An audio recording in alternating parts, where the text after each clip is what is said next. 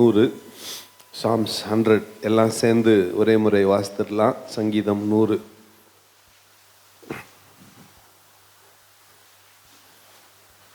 எல்லாம் எடுத்துக்கிட்டீங்களா? சங்கீதம் 100.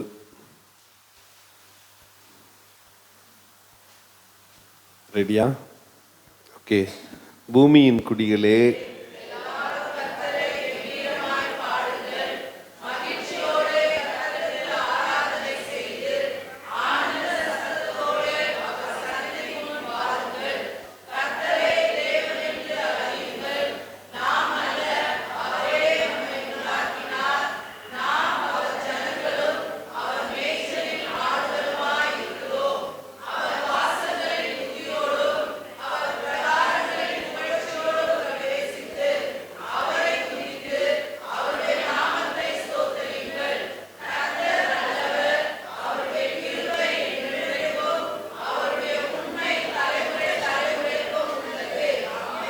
ஆமென். 3ஆம் வசனத்தை ஒருவர் வாசிக்கலாம்.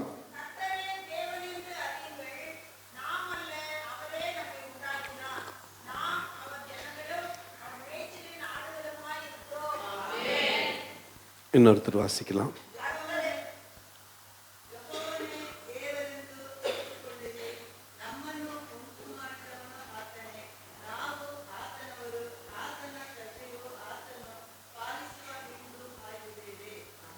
ஆமென். இன்னொருத்தர்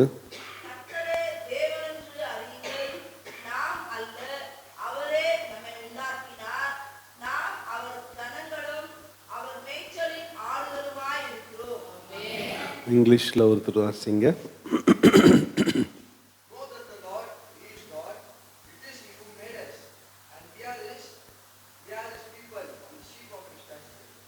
ஆமென். எல்லாம் சேர்ந்து வாசிக்கலாமா?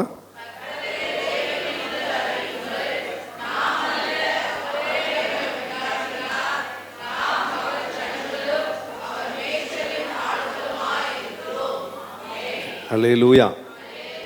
இந்த மே மாதம் முழுவதும் கர்த்தர் நம்மை அவருடைய மேய்ச்சலின் ஆடுகளை நடத்துவது போல நடத்தி கொண்டு வருவாராக. ஹல்லேலூயா. இந்த 100ஆம் சங்கீதம் விசேஷமானது. ஒவ்வொரு வார்த்தையும் விசேஷமானது. ஸ்தோத்திர சங்கீதம்னு பேர். ஆனால் இதில் இந்த காலைவெளியில் இந்த 3ஆம் வசனத்தை நாம் தியானிக்கும்படியாய் விரும்புகிறேன். கர்த்தரே தேவன் என்று அறியுங்கள். கர்த்தரே தேவன் என்று அறியுங்கள்.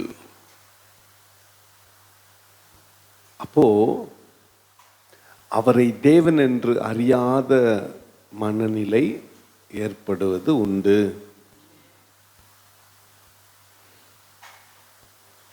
அவரை தேவன் என்று அறிக்கை பண்ண முடியாத சூழ்நிலைகள் உண்டாவது உண்டு. சங்கீதக்காரன் சொல்லுகிறான், கர்த்தரே தேவன் என்று அறியுங்கள். கர்த்தரே தேவன் என்று அறியுங்கள். இப்போ நம்முடைய எல்லா சூழ்நிலைகளிலும் கர்த்தரே தேவன் என்று அறியுங்கள். என்னுடைய எல்லா சூழ்நிலைகளிலும் எல்லாம் எனக்கு எதிராக செயல்பட்டாலும், ஆண்டவரே நீர் தான் என்னுடைய தேவன், உமையன்று என் வாழ்க்கையில் வேற யாருக்கும் இடமில்லை, வேற யாரையும் நான் உண்மை வைக்க வேண்டிய ஸ்தானத்தில் வைக்க மாட்டேன், நீர்தான் என்னுடைய தேவன். இந்த சங்கீதக்காரன் சொல்றான் ஜனங்களை பார்த்து, கர்த்தரே தேவன் என்று know that the Lord your God, the Lord is your God. அப்படி சொல்லலாமே, கர்த்தரே தேவன் என்று அறியுங்கள். இப்போ இதுவே நமக்கு ஒரு பெரிய ஸ்ட்ரகிள், இதுவே நமக்கு ஒரு பெரிய போராட்டம். இது கர்த்தரை தேவன் என்று அறிவதே போராட்டம். கர்த்தரை தேவன் என்று ஏற்றுக்கொள்வதே, புரிந்து கொள்வதே போராட்டம். ஏன்னா அநேக நேரத்தில் நமக்கு விரோதமான சூழ்நிலைகள் வரும் பொழுது ஆண்டவரை தேவன் என்று அறிக்கை செய்ய மனசு வர்றதில்லை. அங்கலாய்ப்பு ஏற்படுகிறது, நிலையற்ற தன்மை வருகிறது. ஆனா கர்த்தரே தேவன் என்று அறியுங்கள். ரெண்டாவது, நாம் அல்ல, அவரே நம்மை உண்டாக்கினார். நாம் அல்ல, அவரே நம்மை உண்டாக்கினார். இப்போ ஒரு நம்ம வாழ்ந்து கொண்டிருக்கிற இந்த உலகத்தில், இந்த நாட்களில் அநேகர் தங்களை கடவுள் என்று அறிவித்துக் கொண்டிருக்கிறார்கள். நான் தான் அவதாரம், நான் தான் கடவுள், நான் தான் அது அப்படின்னு அறிவித்து கொண்டு இருக்கிறார்கள். ஆனால் இங்கே சங்கீதக்காரன் சொல்லுகிறான், நாம் அல்ல, அவரே நம்மை உண்டாக்கினார். ரெண்டாவது நாம் புரிந்து கொள்ள வேண்டியது, நாம் அல்ல, அவரே நம்மை உண்டாக்கினார். இப்போ இந்த அம்மாவை பார்த்து நீ எனக்கு கடவுளாக இருன்னு நான் சொல்ல முடியாது. ஒருத்தரை பார்த்து யூ பி மை காட் அப்படின்னு சொல்ல முடியாது. திஸ் இஸ் மை காட் அப்படின்னு சொல்ல முடியாது. இதுதான் என் கடவுள் அப்படின்னு ஒரு பொருளை பார்த்து சொல்ல முடியாது. தங்கத்தை பார்த்து திஸ் இஸ் மை, இது என் கடவுள் சொல்ல முடியாது. வீட்டை பார்த்து இது என் கடவுள் அப்படின்னு சொல்ல முடியாது. நான் சொல்றது புரியுதா? வேற எந்த பொருளும் ஆண்டவருக்கு பதிலாக ஆண்டவருடைய ஸ்தானத்தை எடுக்க முடியாது. எந்த நபரும், எந்த பொருளும், பதவியும் எதுவுமே ரீப்ளேஸ் பண்ண முடியாது. அதுதான் சங்கீதக்காரன் சொல், நாம் அல்ல, அவரே நம்மை உண்டாக்கினார். இந்த ரெண்டுத்தை நாம புரிஞ்சுக்கினா அளவில்லாத ஆசீர்வாதம் மூன்றாவது வாக்கியத்தில், இந்த வசனத்தில் இருக்கிறது. முதலாவது என்ன? கர்த்தரே தேவன் என்று அறியுங்கள், ஃபர்ஸ்ட். ரெண்டாவது வாக்கியம் என்ன? நாம் அல்ல, அவரே நம்மை.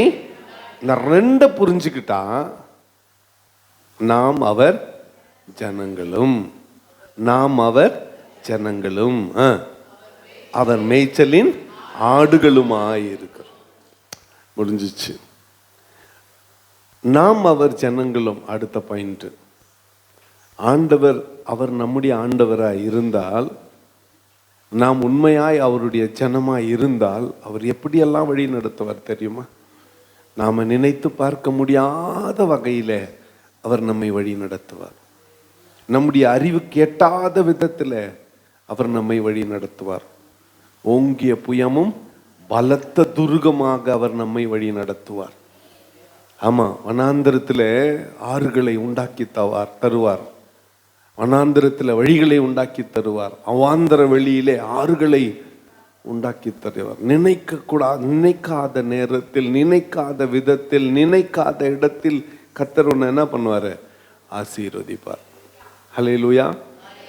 நாம் அவருடைய ஜனங்கள் ஃபர்ஸ்ட். ரெண்டாவது, அவருடைய மேய்ச்சலின், இன்னும் கொஞ்சம் ஆழமா, அவர் நம்முடைய மேய்ச்சலின், அவர் நம்முடைய மேய்ப்பனாய் மாறிவிடுகிறார். ஹல்லேலூயா. ஒரு ஹல்லேலூயா சொல்லுங்க. அவர் நம்முடைய மேய்ப்பனாய் மாறிவிடுகிறார், அல்லது நாம் அவருடைய மேய்ச்சலின் ஆடுகளாய் மாறிவிடுகிறோம். ஹல்லேலூயா. ஒரு ஹல்லேலூயா சொல்லுங்க. மெய்ப்பனுக்கென்று சில குணாதிசயங்கள் இருக்கிறது. மெய்ப்பனுக்கென்று சில குணாதிசயங்கள் இருக்கிறது. இப்போ புல்லுள்ள இடங்களை பார்த்து இந்த மந்தையை மேய்க்க வேண்டிய கடமை யாருடையது? மேய்ப்பன். அமர்ந்த தண்ணீர்கள் அண்டையிலே இந்த ஆடுகளை நடத்த வேண்டியது மேய்ப்பன். ஓநாய் வரும் பொழுது அதை துரத்தி ஆடுகளை காப்பாற்ற வேண்டியது மேய்ப்பனுடைய கடமையாக இருக்கிறது. இங்கே ஆண்டவர் பாருங்க, நம்ம ஆண்டவர், அவர் நம்முடைய மேய்ப்பனாய் மாறுகிறார். இயேசுநாதர் இந்த உலகத்தில் வாழ்ந்த நாட்களில் தம்மை குறித்து அநேக கருத்துக்களை சொல்லி இருக்கிறார். நானே வார்த்தை, நானே வழி, நானே சத்தியம், நானே ஜீவன், நானே மெய்யான திராட்சை செடி, அப்படியெல்லாம் சொல்லியிருக்கிறார். இப்படி சொன்ன எல்லாவற்றிலும் சிறப்பான ஒன்று, நானே நல்ல மேய்ப்பன், நல்ல மேய்ப்பன் தன் ஆடுகளுக்காக ஜீவனையே கொடுக்கிறான். ஹல்லேலூயா. இப்போ நாம் அவருடைய மேய்ச்சலின் ஆடுகளாய் இருக்க வேண்டும். நாம் அவருடைய மேய்ச்சலின் ஆடுகளாய் இருக்க வேண்டும். நேற்று நான் காலேஜ்லேருந்து வீட்டுக்கு வரும்பொழுது ஒரு மந்தை கிராஸ் பண்ணுச்சு. மந்தை ஆடுகள் கிராஸ் பண்ணுச்சு. அதில் எல்லா ஆடும் ஓடிடுச்சு. ஒரு ஆடு மட்டும் நடு ரோட்டில் நிற்கிது. மெய்ப்பன் ரோட்டுக்கு இந்த பக்கம் எல்லா ஆடுகளும் கிராஸ் ஆயிடுச்சு. ஒரு ஆடு மட்டும் நடு ரோட்டில் நிற்கிது. மந்தையும் பார்க்குது, மெய்ப்பனையும் பார்க்குது. நடு ரோட்டில் நிற்கிது. நான் அதையே கவனிச்சுன்னு இருந்தேன். ஏய் போ அப்படின்னா போயிடுச்சு. அந்த ஆட்டை போ அப்படின்னா போயிடுச்சு. அது வரலாம். அது போல ஆட்டுக்கு தெரிது மெய்ப்பன் யாருன்னு, நம்மளுக்கு தான் தெரில. நிறைய நேரத்தில் நம்மளுக்கு தான் தெரில. ஆரம்பத்திலே இந்த வசனத்தில் ஆரம்பத்திலே பார்த்தா நாம் அல்ல, அவரே நம்மை உண்டாக்கினார். நாம் அல்ல, அவரே நம்மை உண்டாக்கினார். நாம் அவருடைய மேய்ச்சலின் ஆடுகளாய் இருக்கிறோம். அவர் மேய்ப்பனாய் இருக்கிறார். அப்படி இருக்கிறப்போ எங்க தண்ணி, எங்க தண்ணீர், எங்க சாப்பாடு என்பதை குறித்தெல்லாம் ஆடுகள் கவலைப்பட வேண்டிய அவசியமே இல்லை. தெரிஞ்சுக்குங்க, ஆடு கவலைப்பட வேண்டிய அது மெய்ப்பனின் கவலை. அவர் பார்த்து கொள்வார். ஹல்லேலூயா. அவருடைய மேய்ச்சலின் ஆடுகளாய் நாம் இருக்கிறோமான்னு மட்டும் பார்த்துக்கணும். அவர் மேய்ச்சலின் ஆடுகளாய் இருக்கிறோமான்றதை மட்டும் பார்த்துக்கணும். See that you are sheep of his pasture. அதுதான் முக்கியம். அவர் மேய்ச்சலின் ஆடா இருக்கிறோமான்னு மட்டும் பார்த்துக்கோ, மற்றதெல்லாம் அவர் பார்த்துக்குவார்.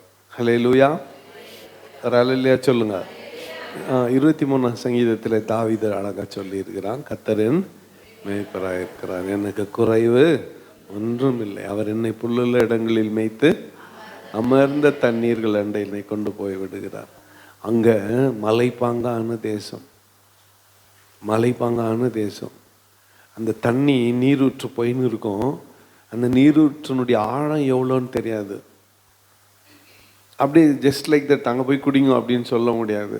முன்னதாக மேய்ப்பன் அந்த இடத்துல போய் அவன் கையில் இருக்கிற அந்த கோலை தண்ணியில் விட்டு அது எவ்வளோ ஆழம் இருக்குது, அடுத்து அந்த பூமி சதுப்பு நிலமா, சதுப்பு நிலம்னா புரியுமா, புதைக்குழியா அல்லது நல்ல நிலமா அப்படின்றதெல்லாம் பார்த்துட்டு அடுத்த நாள் தான் அப்படிப்பட்ட ஒரு இடத்துல மேய்ப்பன் தன் ஆடுகளை நடத்துவார். ஹல்லேலூயா. இந்த காலவெளியிலே உண்மையாகவே ஆண்டவர் உன்னுடைய மெய்ப்பனாய் இருக்கிறாரா? நீ அவருடைய மந்தையின் ஆடாகத்தான் இருக்கிறாயா? ஏன்னா கள்ள மெய்ப்பர்கள் உண்டு, கள்ள மெய்ப்பர்கள் உண்டு.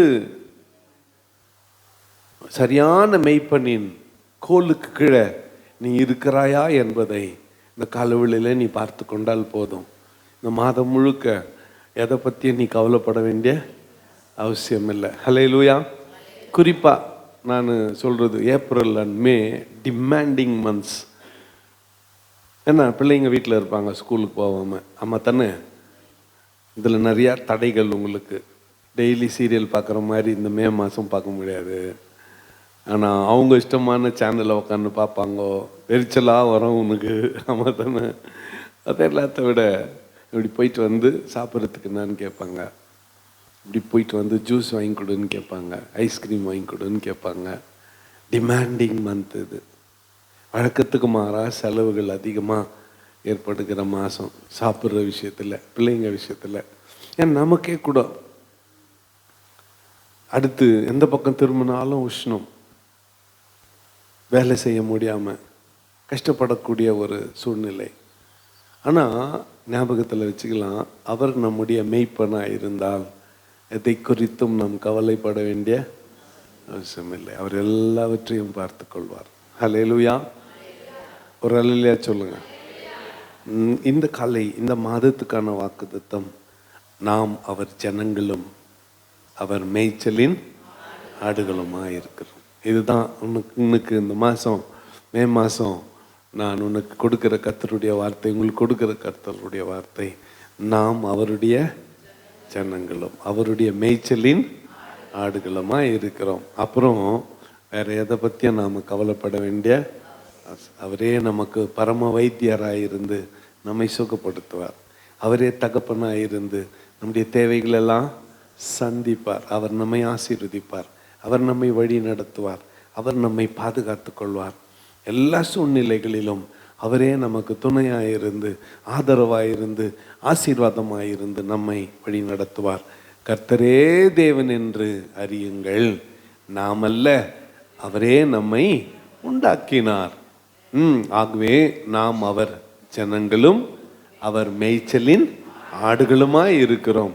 எதை குறித்தும் நாம் கவலைப்பட வேண்டிய அவசியம் இல்லை. நீ எதை குறித்தும் கவலைப்படாத, எதுக்காகவும் வருத்தப்படாத, எதுக்காகவும் சஞ்சலப்படாத, எதையும் யோசிக்காத. அவருடைய மேய்ச்சலின் ஆடா இருக்கிறியான்னு மட்டும் பார்த்துக்கோ. See that you are the sheep of his pasture. அவருடைய மேய்ச்சலின் ஆடா இருக்கிறாயான்றதை மட்டும் பார்த்துக்கோ. மற்ற எல்லா காரியங்களையும் அவர் பார்த்து கொள்வார். ஹல்லேலூயா. நாம் அவர் ஜனங்களும் அவர் மேய்ச்சலின் ஆடுகளுமாய் இருக்கிறோம். நாம் அவர் ஜனங்களும் அவருடைய மேய்ச்சலின் ஆடு. சும்மா பக்கத்தில் இருக்கிறவங்க கையை பிடிச்சின்னு சொல்லுங்க, நாம் அவர் ஜனங்களும் அவர் மேய்ச்சலின் ஆடுகளுமாய் இருக்கிறோம். ஒரு 2 முறை சொல்லுங்க, பரவாயில்ல. நாம் அவருடைய ஜனங்களும் அவருடைய மேய்ச்சலின் ஆடுகளுமாய் இருக்கிறோம். ஹல்லேலூயா. இந்த மந்தைக்கு, இந்த சின்ன மந்தைக்கு அவரே மேய்ப்பன். அவர் உன்னை சுற்றி வேலி அடித்து ஒரு தீங்கும் உனக்கும் உன் குடும்பத்துக்கும் உனக்குண்டான யாவற்றுக்கும் ஒரு தீங்கும் ஏற்படாமல் இந்த மாதம் முழுக்க நம்மை பாதுகாத்து, ஒரு குறைவில்லாமல், ஆகார குறைவில்லாமல், வஸ்திர குறைவில்லாமல், சமாதானத்தோடு சந்தோஷத்தோடு நிம்மதியோடு இந்த மாதம் முழுவதும் அவர் நம்மை வழி நடத்துவாராக. ஆமேன். கர்த்தர் தாமே இந்த வார்த்தைகளை நமக்கு ஆசீர்வதித்து தரட்டும். நாம் கண்களை மூடி ஜெபம் செய்வோம். முதலாவதாக அவிலே ஏவப்பட்ட ஒருவர் சுருக்கமாக கேட்ட வார்த்தைகளை நினைவு கூர்ந்து கர்த்தரை நோக்கி நாம் பிரார்த்தனை செய்வோம்.